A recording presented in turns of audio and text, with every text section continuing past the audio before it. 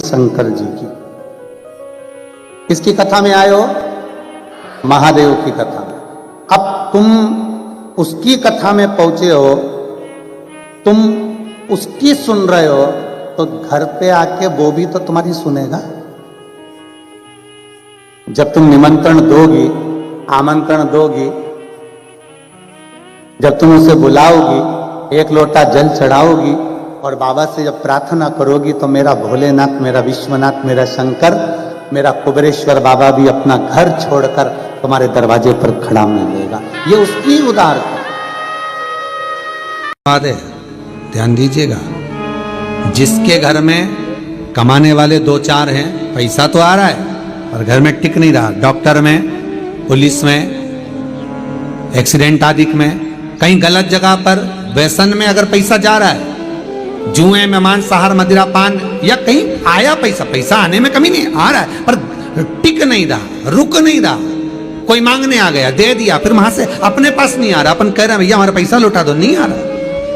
तो महाराज शिव महापुराण की कथा कहती है, एकादशी के दिन गंगा के जल में मात्र 7 बेलपत्री डालकर जो नंदीश्वर भगवान अर्थात जो शंकर जी के शिवलिंग के सामने नंदी होता है, उस नंदी के चरण पर गंगा का जल चढ़ाकर बेलपत्री शिव पर समर्पित कर देता है, उसके घर में रुपया रुकना चालू हो जाता है, फिर वो गलत जगह पर नहीं जाता, गलत स्थान पर वो धन जाएगा ही नहीं।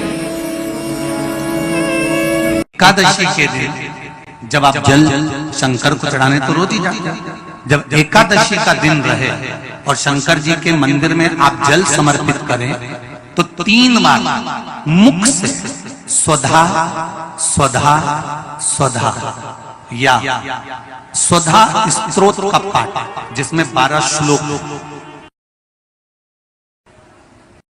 गौदान और एकादशी, श्रीमद वल्लभाचार्य जी ने मायावत का खंडन करा था जगन्नाथपुरी में, और श्रीमद वल्लभाचार्य जी ने कहा था एकादशी मरने के बाद मत दो, एकादशी जीते जी दो।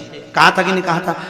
जीते जी दान करिए। इसलिए जगदीश में, जगन्नाथपुरी में एकादशी उल्टी लटकी हुई है। करें आपने दर्शन, जगदीश में एकादशी को उल्टा लटकाया, क्यों? क्योंकि वल्लभ ने कहा कि एकादशी जीते जी दो। कई पंडितों कहते हैं तुम्हारे दादाजी मर गए, जब 12वें का दिन होता है ना, तो पंडित जी संकल्प छुड़ाते हैं, देव एकादशी, बड़े बेटे ने 5 दे दी, छोटी बहू ने 3 दे दी, उसने 2 दे दी, उसने 2 दे दी, तो क्या तुम्हारे दादाजी भिखारी थे जो तुम्हारी एकादशियां लेकर जाएंगे? और तुम कौन होते हो दादाजी को एकादशी देने वाले? तुमने कौन सा इतने पुण्य कर लिए जो तुमने एकादशी दे दी?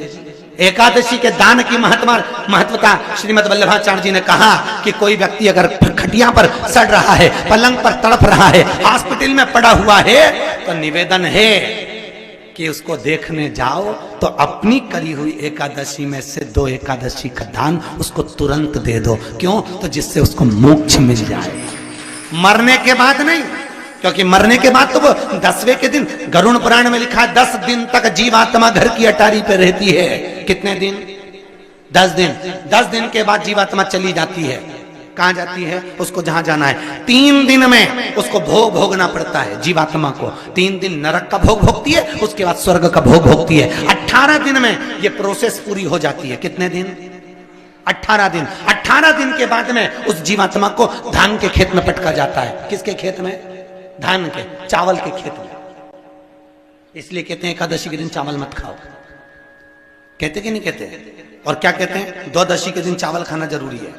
एकादशी का पालना करना है तो द्वादशी को चावल का 1 ग्रास खाओ, तब द्वादशी को चावल खाओगे तो एकादशी लगेगी।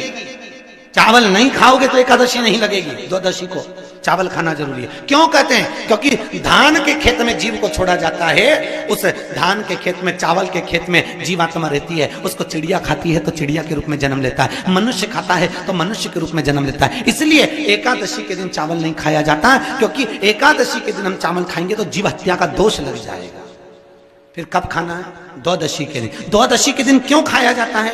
क्योंकि हम एकादशी के व्रत करे रहते हैं, और पहला घासा जब चावल का खाते हैं तो अपनी करी हुई एकादशी का पुण्य, जितने जीव हमारे मुंह में जाते हैं उनको उसका पुण्य मिल जाता है, और उनका फिर जन्म नहीं होता, वो तर जाते हैं, उनको एकादशी का भाग मिल जाता है। इसलिए कहते हैं एकादशी को चावल मत खाओ, पर द्वादशी को